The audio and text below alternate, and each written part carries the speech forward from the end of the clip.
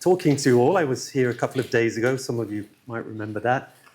Really lovely audience. It's a great honor to be part of this MOTH event, and wonderful to be with Genevieve, who's we've never met before in person, although we've been following each other on social media for a very long time. And the same is pretty much true of Andrew, although we crossed paths in Copenhagen climate conference in 2009. One of the wonderfully successful climate conferences. So yeah, we are here to talk about James Lovelock and my biography of James Lovelock, the many lives of James Lovelock. Had hoped books would be available, but we live in dysfunctional times. And the consignment, the courier company sent the consignment to Memphis, Tennessee. Jeez. So if anybody wants a book, you better head out that way. Otherwise, you can wait until September, when the US edition will be published by Greystone. But I see Andrew has a copy. Save my bacon, because I didn't bring one. It's beautiful. And this is the English version. They're both in English. Well, that's true. Yeah, the British version. Yes. Beautiful photographs, etc. Yeah, thank you. And we'll be showing. I think we can't see the screens from here. Oh, we can see some of them. There'll be a rotation of some images from Lovelock's life, some of his research papers, and so forth.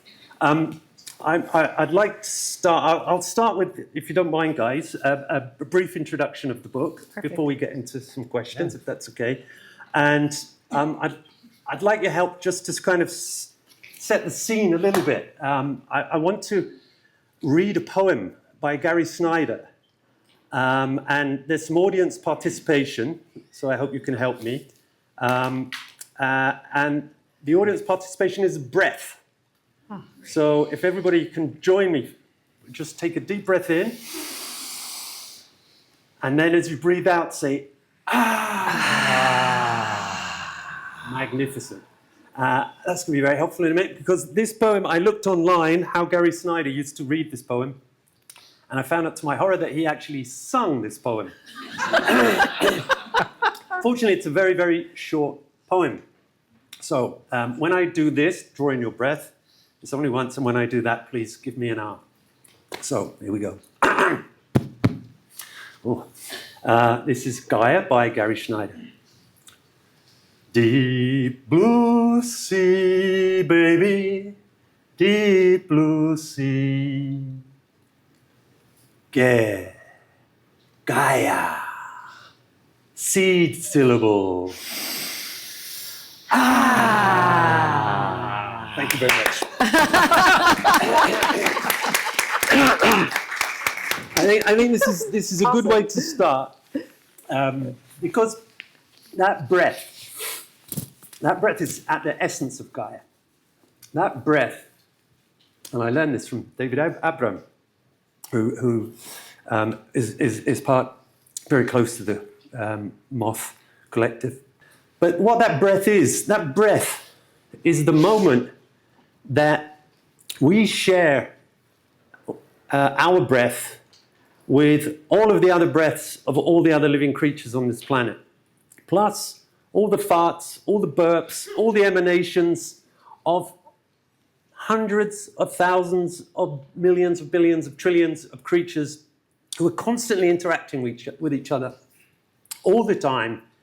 And together, especially the bacteria, especially the fungi, together we create the atmosphere, the sky above our head, and the air that we breathe. And this is a revelatory thing. This was not considered how the atmosphere was created before Lovelock, generally. And it's really important, because if we consider the atmosphere as part of an emanation of a living Earth, of all the life on Earth, then we are actually not living on the Earth. We are living in the Earth. So we are inside. We are part of nature, part of the world, and it gives us a different position to consider. This is really important, because the theory that Lovelock is best known for, which he developed in collaboration, and I will talk a little bit about the collaboration because the collaboration is very important and not well enough known, was the Gaia theory. Gaia, which is also written sometimes Ge, means earth. It means earth goddess. It's the Ge in geography. It's the Ge in geology. And in Roman times, so that's ancient Greek, and it was a goddess, a very powerful, scary goddess. And in Roman times, that was Terra, the Terra of terrestrial. So Lovelock's concept of a living earth that regulates itself and behaves like a living organism was a very popular and powerful idea that probably reached its peak in the late 80s and early 90s, and I'll be happy to talk a bit more about that, and has subsequently somewhat gone out of fashion, although it still exists in popular culture to some degree. It's still very influential, and it really is, it's much more influential than people realize, because I think a lot of the criticism of Gaia came from people who thought it was a bit new age, and that the person who was best known for inventing it, James Lovelock, was some sort of like maverick outsider. And my book, I really tried to challenge this. I didn't intend to. In my experience, journalism is finding about things you didn't expect to find.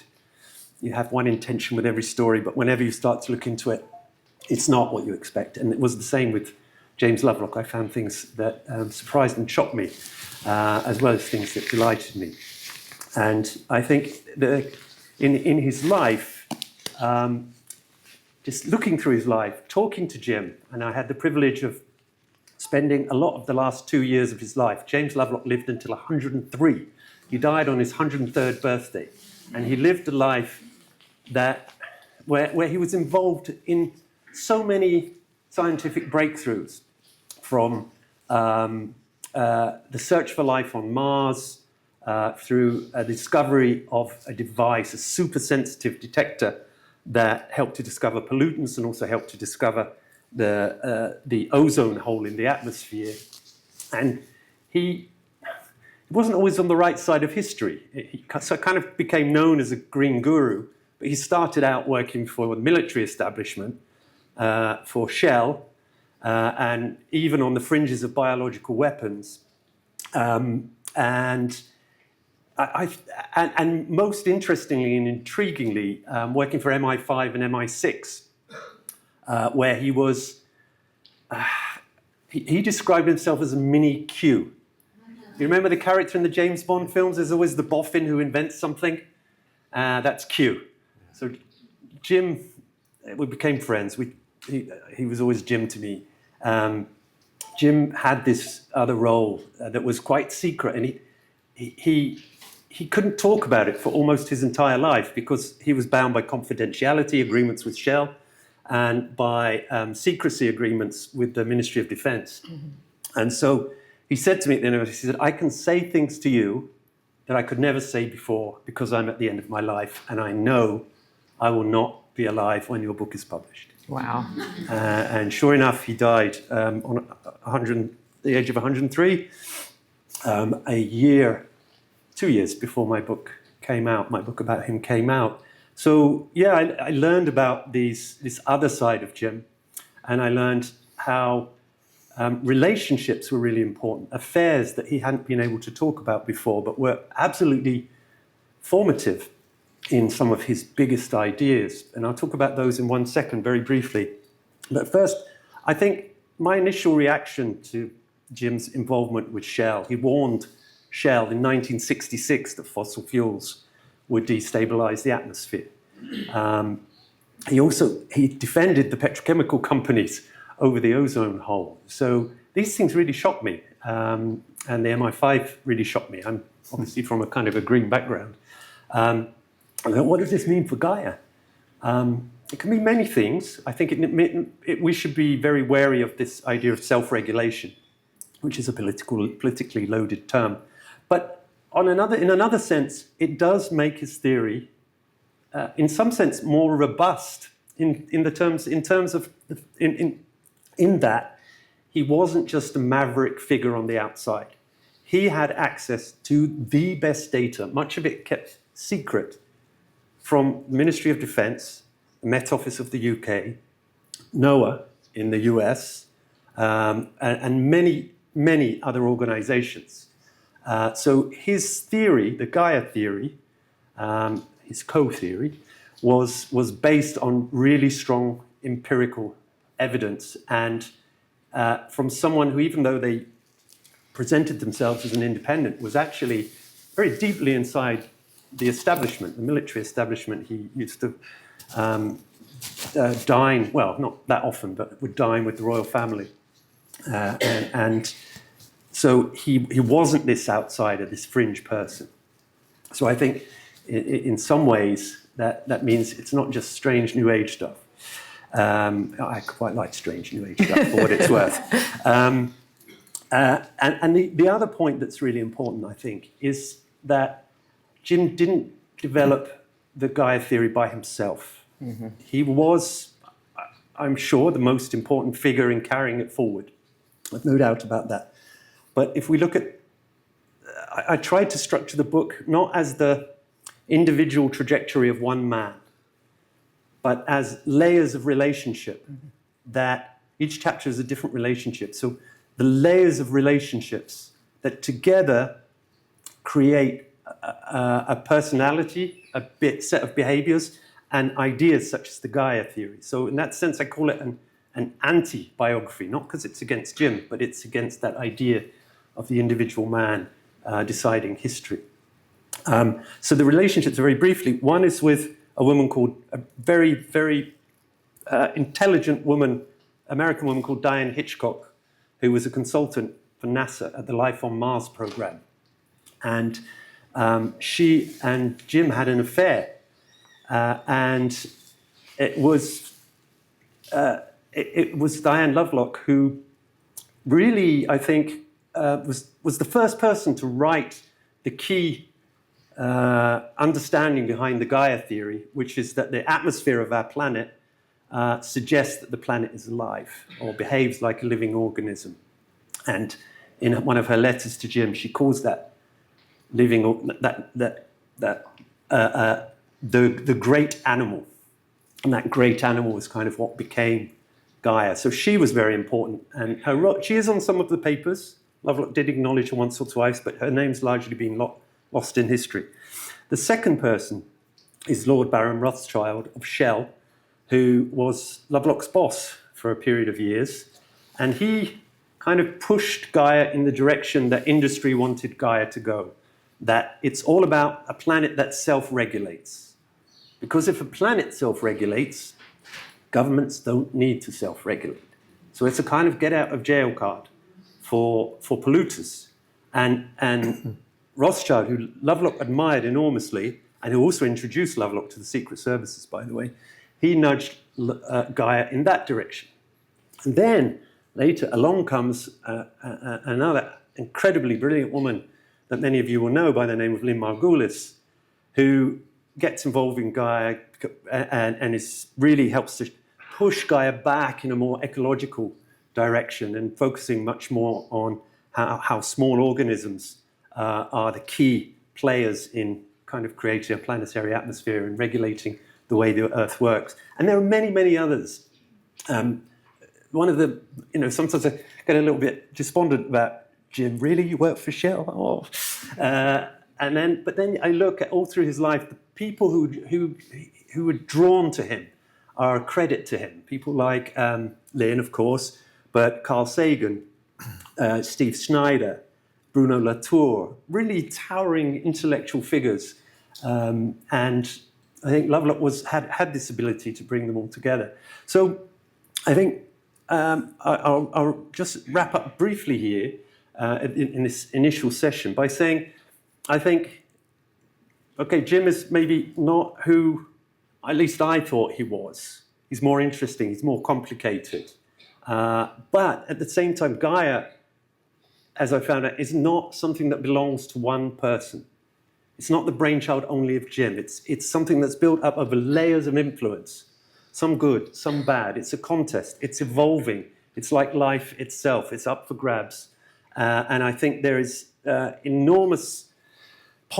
enormous positive things in Gaia that can be useful for all of us, both anyone who cares about the environment, and even in the law. I know, if you're talking about rights of nature and rights of more than humans, rights of life, it's the ultimate life, right? The planet. And I remember we had a session when we went to Villarrica in Chile with MOTH. And one of the participants was Davi Kopanau Yanomami, an indigenous leader. And he said, words to the effect of, all this talk about rights of nature is all very well, but I think it should be rights of the earth. And he was right. He doesn't need the word Gaia. It's obvious for him that we need to think about the earth. So I think that's one very important thing.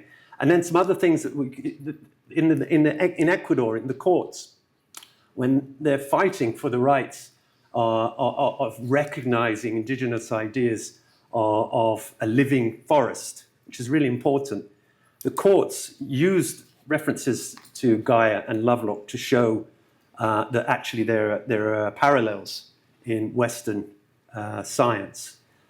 So Gaia, you can consider it kind of if you really want to make a computer analogy, it's like the source code almost of how the Earth works. And I don't think anyone's quite worked it out, but we are understanding more and more.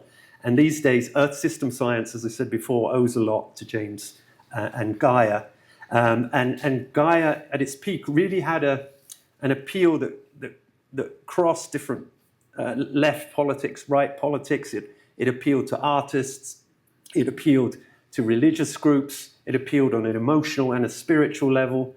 And I think those are very powerful things. And one of the reasons I wrote this book, there were some personal ones too, but one of the reasons I wrote this book was that I feel in this age of ecological breakdown, which is leading to political breakdown and more, that it's incumbent on us all to be revolutionaries and to look for solutions and big ideas. And of course, that's why we're here today. And I think there are definitely elements of Gaia that we can take forward. And the last point I'll make is, in this part, is that the other thing that really attracts me to Gaia is, in many ways, I think it's the closest, and I'll be interested in other ideas if people have them, but the closest Western science has ever come to the indigenous thought and indigenous knowledge and what's been known by indigenous people for so long, that the Earth is in fact alive and we're a part of it, and we're all family. Of course, there are many different types of indigenous knowledge, but in the part of the Amazon where I live, that's something I hear quite a lot. So as a segue between this section and the next, I'd like to show you a video that kind of shows this. And this is something that was produced by the Sumoma media group that Joanna was talking about at the beginning, which my wife Eliane Brum and I founded, which tries to report on the Amazon from the perspective of life and forests.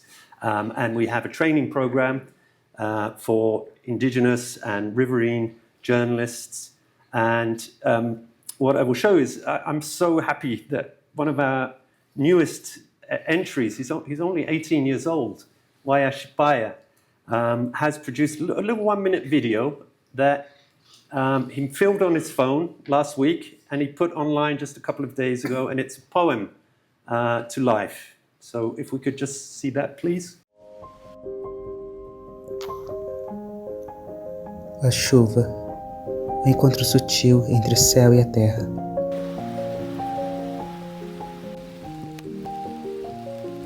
Nas nuvens, ela ganha forma densa e suave, até se desprender em gotas que dançam até alcançar as folhas.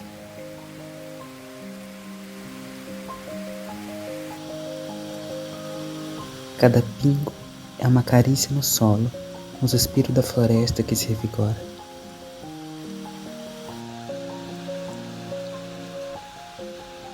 A chuva é a melodia da natureza, um ciclo eterno de renovação.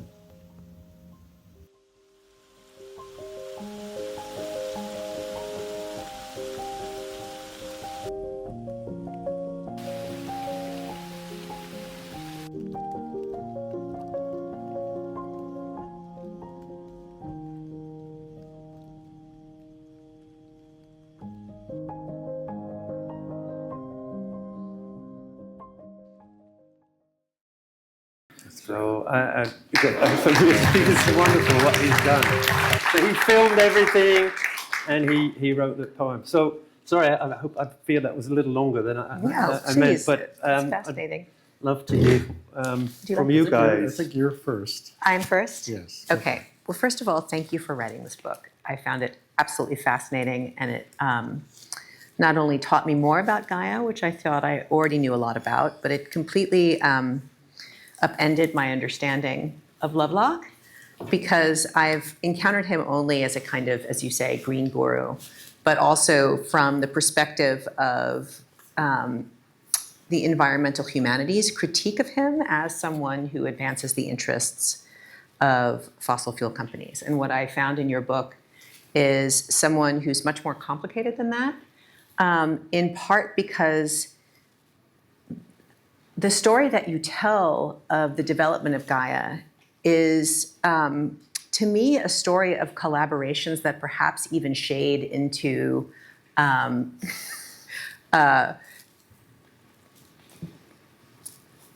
sort of majority, how do I put this delicately, the majority contributions of others. So there are these contradictions within Gaia. And even if you read Gaia and then you read The Revenge of Gaia, the way that Lovelock talks about the climate crisis varies so remarkably from one book to the next, from one issue of an edition to the next. It's almost as if he doesn't have a kind of core understanding of how climate change fits into Gaia. And partially I feel that's because he was a true visionary. That's what I saw in your book, that he had this flash of insight that was true. And then it was through these relationships with the collaboration of others that this insight got articulated, adumbrated into a full theory, which is why he keeps switching, because in some sense, and now I'm going to do armchair psychoanalysis, if I may. The really shocking way this book begins, everyone has to read it, is by quoting letters from Lovelock's mother to him when she was older and kind of trying to extrude or project out her what was clear self-hatred and loneliness and misery onto a kind of criticism of him. And you narrate that when he was a baby, she left him behind to go traveling with her husband. And so he was raised for the first 6 years of his life by his grandparents. And later she took over the raising of him and tried to mold him into a sort of academic superstar. So clearly she had some sort of very complicated relationship with her son, which I thought was extremely interesting in the genesis of his development of this idea of a threatening but still all-encompassing and kind of loving goddess planet as the figure for our living planet. But it struck me that in sort of relationship to this mother who went back and forth between being over-invested in him and criticizing him and rejecting him and then really wanting to be with him all the time, that kind of fragmentation is in such contrast to this unity, this totality in the idea of Gaia. And so you have this man who struck me as being extremely kind of compartmentalized and fragmented. So, which is why he had repeated affairs, which is why he was simultaneously able to be a green guru and, a collaborator of Lord Rothschild's, because he had these sort of like different parts of himself that he could never sort of reconcile. And, it was just, I'm a former literary scholar, and I tend not to give much credence to the idea that there are sort of, psychological forces in authors that come out in their writing, or that you can really tell what their intentions are. But it was so vivid from your book how these different unreconciled parts of himself were sort of unified and reconciled in Gaia. But then at the same time, I'm not going to be able to stop myself from doing this. You suggest in the book a couple of times that some of the actual work of elaborating and really, exfoliating the concept of Gaia was done by others. And I think that this is important because there's a real debate in academia right now about whether you need to really write to think, or whether we can farm out some of the expository writing that we do to AI in order to free up our resources to innovate or do other things, right? And I'm pretty old-fashioned, and I really think that writing is thinking. In the same way that you said, when you start working on a story, you think you're going to find one thing, and in working on the story, you find entirely another. So you don't say this explicitly, and this is the last thing I'm going to point out. Maybe you can address it later. But when it came down to really sort of taking the idea and squeezing it for the juice, or really trying to articulate what it signified, other people did that work. So, for example, you say on page 166 that Margulis encouraged him to move in an ecological direction, having, Gaia having been influenced by Rothschild. William Golding, the writer, is the person who came up with the name of Gaia, you report in your book. And then a Shell PR person, Sidney Epton, I quote you, managed his presentations about Gaia, copy editing, writing up ideas, making suggestions, and he was the initiator and the supposed co-author of the 1975 magazine article that made Gaia really popular. So it just strikes me that part of the contradictions that people are seeing in Lovelock, the fact that you can accuse him of being a fossil fuel shill, but also a green guru at the same time, is because he never really forced himself to reconcile the contradictions in his thinking for himself, because somehow, due to his charisma and the force of his intellect, he got other people to do that hard work for him, which in some sense is kind of how the planet gets to be alive. It kind of forces bacteria, for example, to produce oxygen or whatever. So I'm not saying that this is somehow, untoward or unnatural, but it just seems to me to so much about this man and the idea and how it gets used is explained by this biography that you all should read. Yeah. I'll answer that in a minute. But yeah, really good point. So I'm realizing we're like your right brain and your left brain. As a work of journalism, I just love the book. I got to know Jim Lovelock through, I met him face to face 10 years ago when he had, 2009. He was in New York for one of his books. And we did a New York Times interview with him. And then I was in touch with him in 2016 by telephone. I have this fun recording of it. And what gets revealed through the book, and we've kind of alluded to this, is two things.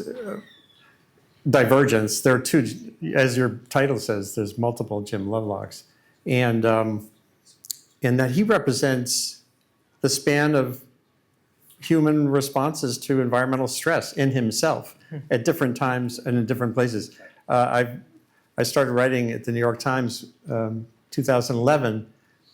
I found a paper in 2003 by a sociologist named Tom Elmqvist from Stockholm and others describing response diversity as the characteristic you want in an ecosystem if you want it to be resilient to environmental stress. And the key takeaway in this paper was that in all this meta-analysis they did of ecological studies, they found it's not the number of species in an ecosystem that makes it resilient. It's the diversity of responses those species give to a stress. And that rang in my head. I only found it because the environmental movement in 2011 was completely divided. So these are people like me and others who had different perspectives on the climate problem, which I've been writing about since 1985. And I was having these arguments in the blogosphere with my friends David Roberts and others about everything from the Keystone Pipeline to the role of technology versus regulation, and everyone was screaming at each other. with these divergent views they all recognize the problem, but had divergent views. And I thought, why can't we find a way to understand that diversity is okay? So I was Googling away and found this paper on ecosystems with this, to me, it was very exciting. But the paradox of Jim Lovelock is that he has it all in one person.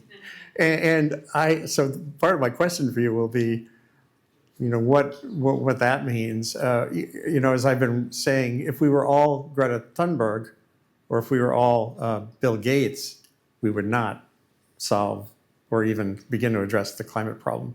We need activism. We need innovation. We need investment in the technologies that Greta wants to have everyone to have access to. So it's like that thing is there. And then I'm reading your book and seeing over and over again how Lovelock in these different iterations was a technologist and then definitely a Gaian voice, drawing on the experiences he had and the insights he had by working with other people like Margulis. And I just think that that's one of the most challenging aspects of him. I was recalling Bill Bryson wrote a book about the history of knowledge, 15 years ago, and he had this line about human species being divine and felonious. Felonious with an F. And Jim had some of that, and that still resonates with me. And there's one thing that I thought was very telling, and this gets to as we examine our own lives, let alone his life, you have what climate scientists talk about forcings. There's forcings on the climate system that drive it in a hotter or cooler direction. And he had these internal and external forcings on him. The external were Rothschild, and the allure to him of the power of the corporate world. And the internal go back right to that. You had this essay that he wrote as a teenager, Goblin and the Gas Works. It'd be interesting to hear from you a little bit about that. He was in love with the idea of industry being a fundamental part of humanity, being a fundamental part of nature. And that was really, really fascinating to me too. The one other thing I thought was worth bringing up is, I had it here. Well, again, this came up a minute ago in the idea of where do we go with this? Where do we go with this? The one person I wanted to bring up who has some overlap of the Venn diagram is Thomas Berry. I see Mary Evelyn and John Grimm here. Thomas Berry was a theologian, he was a priest, and he was a geologian, as he described himself. And he talks in very similar ways, kind of contemporaneous, about that nature. I should read the quote because it's worth hearing. He says, the universe is a communion of subjects, not a collection of objects. And that feels very Gaian to me too. So in the sense that Lovelock wasn't alone, it wasn't just in his own machinations toward this hypothesis and his inventions. He was not alone in the sense that there was a building sense in that part of the 20th century among folks looking at big systems to think it's more than just stuff, including, and our role, Thomas Berry had this vision of our intelligence being a part of the system and being part of what directs things forward. So it's bigger than Jim. That's the one other thing I'd bring up. But it's a great book, and I hope everyone dives in. Absolutely. So that's my initial thinking. Thank you, Andrew. Thank you, Genevieve. I'll try to answer some of those questions. First, the flip-flopping, especially at the end of his life, dismayed so many of his friends because he'd gone from being in this, actually working for industry not many people knew about, although he didn't really try to hide it. It wasn't that devious, I don't think. And then, the Green Guru, and then suddenly he's speaking in favor of, against wind farms and in favor of fracking. And so much of it, and this kind of goes to what you were saying as well, Andrew, and so much of the flip-flopping is what company he kept at the time. And he kept amazing company sometimes, but he also kept the company of, like Lord Rothschild was a brilliant man, a really fascinating. A biography of Lord Rothschild is great read. I read a couple. And then Nigel Lawson, the former Chancellor of the Exchequer in the UK, is one of the leading climate deniers, in the UK. And Lovelock was very flattered. And I think some of what, I'll go back to that in a second, but some of what you were saying about how much he borrowed from other people, how much other people's writing helped him. He always explained it as that he had little confidence in his own writing. And he always needed collaborators. So this apparently very independent man really did depend on collaborations all his life. And he had a tendency to ask people to collaborate with. He even asked me to collaborate on a couple of papers, which is like, oh, wow, that's a big honor, but no, I can't really do that. But he depended on those collaborations. And I think this kind of goes to what you were saying, is that if we take apart the idea of an individual and right and wrong, maybe there's something in us as part of a system that there are certain individuals who attract lots of other brilliant individuals and have an ability to work with them and come up with something new that builds the resilience of the whole. Yeah. And I think we can kind of understand Lovelock in those terms. And many people commented on Lovelock as extraordinarily naive, as gullible. He was described as a holy fool. Steve Schneider said that when he first met Lovelock, he was really worried that he's just, in the pocket of industry. But when he got to know him, he realized that he really did believe these things, and he really did care, and he really did think, I've got to work in this direction. Yeah. So this kept coming up again and again, and there are many times when I thought I accuse him for this, but then in the end I thought, instead of judging him, I want the book to understand him. So why did he do this? And people can judge for themselves, and there are things that you can't not be kind of quite critical about those things. And the other thing that comes up that needs to be said about what you were saying, Genevieve, was the question of women in science, especially in the 60s, the story of Diane Hitchcock. Diane Hitchcock is still alive and lives in Florida, and is this absolutely incredible woman whose life story is also very fascinating. And it took me a year to find her. And when I contacted her, she said, okay, I'll talk to you, but before I talk to you, you have to watch this video.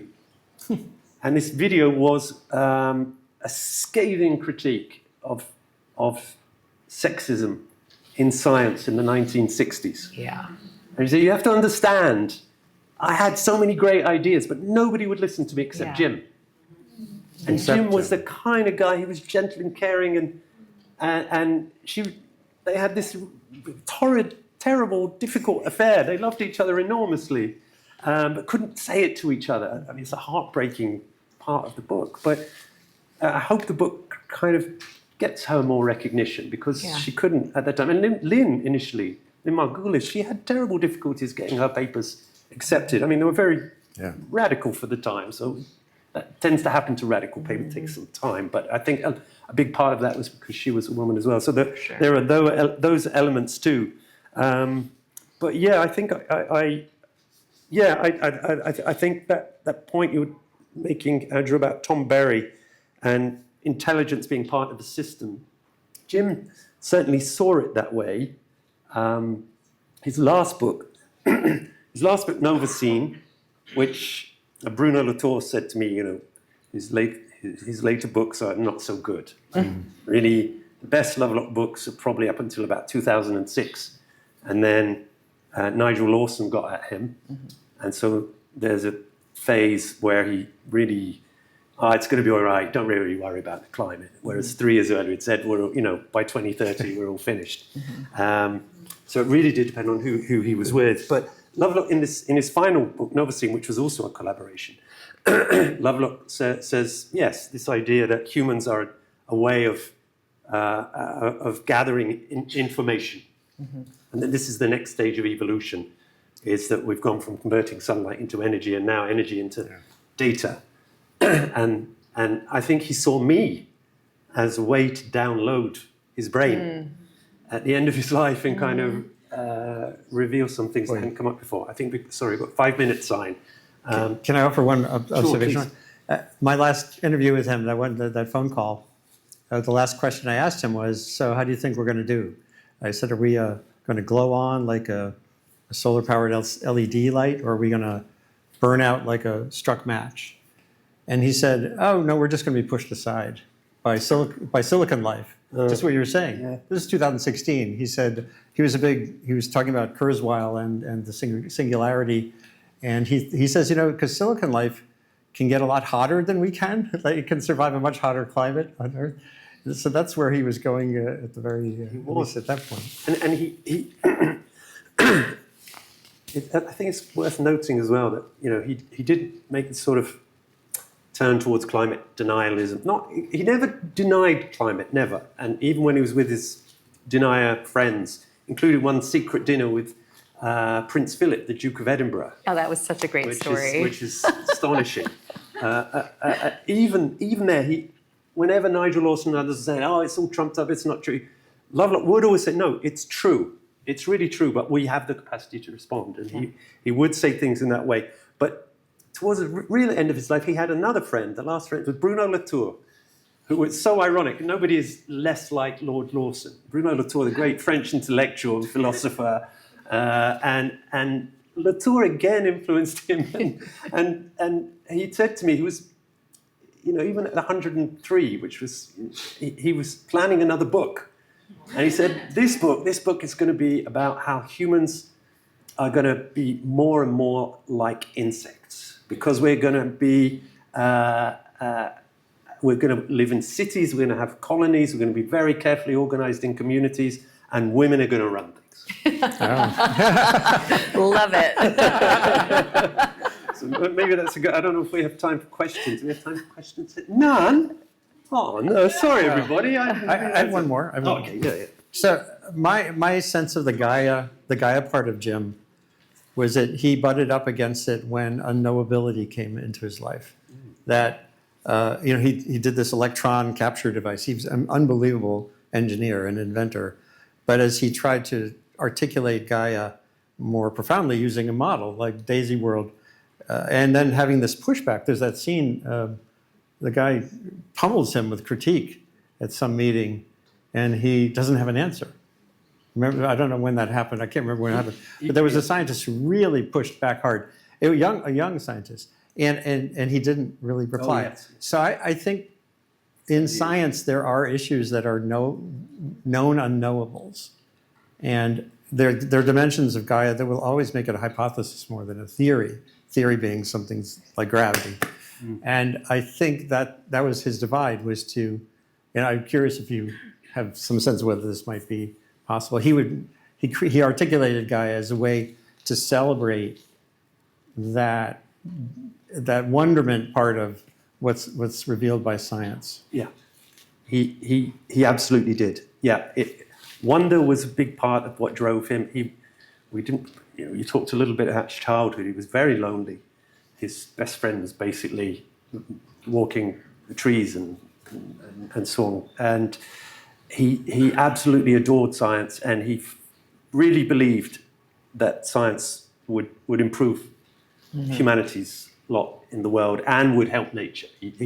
That was his core principle, and he didn't want to give up that, even when the evidence was increasingly growing that Shell was doing all sorts of terrible things in terms of leaded petrol, in terms of DDT, in terms of climate change, of course. And so it was very difficult for him to overcome that. And I think he did have that sense of wonderment, and he conveyed it very well. And I think you asked the question as well, how do we take this forward? And I think there is the power of Gaia as a story, as well as that there's some really good science in Gaia, really good science that is the basis for Earth system science that Lovelock did. He didn't, he borrowed a lot of ideas and expressions. He did really good science, and he was a fantastic inventor as well, and he worked with brilliant scientists. So I think there is that solid grounding, but as a story, as a metaphor, as science that can hit people here and make people do this, which how much science does that, and those who are anti-science can stir up those emotions and turn people against science. But Lovelock for a while used to preach in the, what's the biggest Baptist church in New York? The St. John the John's? Divine. Yeah, he preached there and preached. He spoke there. So he had the power of this incredible story. And I think that ability to mix feeling and science and stories together, it's hard to beat Gaia. And it did come from a combination of storytellers, including the likes of William Golding and others. So yeah, all the better. An extraordinary figure and a surprising story. But I still find Gaia incredibly inspiring, and living in the rainforest and seeing how life works and the complexity and the interactions and how one thing helps another thing, and you slightly move that a little bit and this suddenly opens up. That was kind of special, and I think we need science that brings that life to the fore and that poetry and that storytelling to the fore, and we can learn a lot from Jim in that, even as we have to be quite careful of the parts where he really was very influenced by the petrochemical industry. So yes. Well, we all owe you a big debt for downloading his story. Yes. Thank you very much. Thank you very much. Thank you very much. Thank you very much.